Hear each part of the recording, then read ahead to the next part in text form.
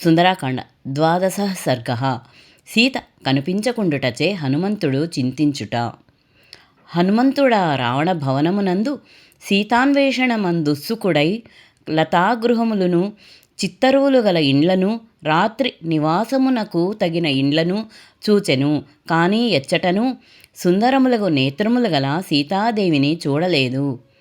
ఆ మహాకపి హనుమంతుడు రాముని ధర్మపత్ని సీతను గానక అయ్యో సీత తప్పక మరణించియే ఉండును, లేనిచో నేల కనిపించదు అని తలంచెను.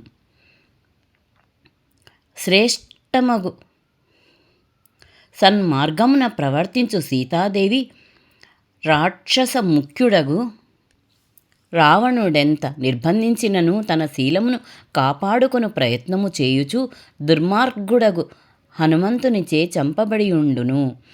న్యూనాధిక రూపములు గల వారును వికృత వేషము కలవారును తేజోహీనులను పెనుమొగము వారును పెద్దవి విరూపములగు కన్నులు గలవారును అగు రావణుని భార్యలను చూచి జానకి భయముతో మరణించియుండును. సీతను గానక శత్రువులపై పరాక్రమము చూపక చాలా తడవు వానరులతో గడిపిన నాకు మా రాజంగు సుగ్రీవుని చెంతకు పోవుటకు వీలు కాదు. ఆయన బలవంతుడు, తీవ్ర దండన విధించువాడును అగుటే ఇందులకు కారణము. అంతఃపురమంతయు వెదికి తిని రావణ స్త్రీలను చూచి తిని పతివ్రతయు సీతాదేవి ఎగపడలేదు. నా శ్రమ ఎంతయు విఫలమైనది. సీతాదేవిని చూడకయే నేను కిష్కింద చేరుదునేని నన్ను వానరులు కలుసుకొని వీరుడా నీవు లంకకేగి చేసినదేమో తెలుపు మని అడగరా. సీతను చూడని నేనేమని చెప్పుదును. కాలాతీతమగుచో వానరులు ప్రాయోపవేశము చేయుదురు. వృద్ధుడగు జాంబవంతుడు యువరాజగు అంగదుడు తక్కిన వానరులను నిష్ఫలముగా లంకకు పోయి వచ్చిన నన్నేమందురు. ఉత్సాహమే సంపదకు మూలము, ఉత్సాహమే పరమసుఖము, ఉత్సాహమే ఎల్లప్పుడూ మనుజుని సకల కార్యములలో పాల్గొనున్నట్లు చేయును.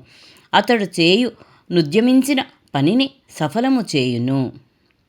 కావున ఉత్సాహపూర్వకముగా నుత్తమ ప్రయత్నము చేసేదను. రావణుడు రక్షించు సకల ప్రదేశములను మరలా వెదికెదను. నేనిప్పటి వరకు పానశాలలు, పుష్పగృహములు, చిత్రశాలలు, క్రీడాగృహములు, ఉద్యానవనములు, నడుమలనున్న వీధులు, విమాన భాగములు వెదకి తిని అని తలంచి మరలా భూభిల గృహములు, చతుష్పదమంటపములు, ఇండ్లకు దూరముగా స్వేచ్ఛావిహారార్థము నిర్మింపబడిన గృహములను వెదకనారంభించెను.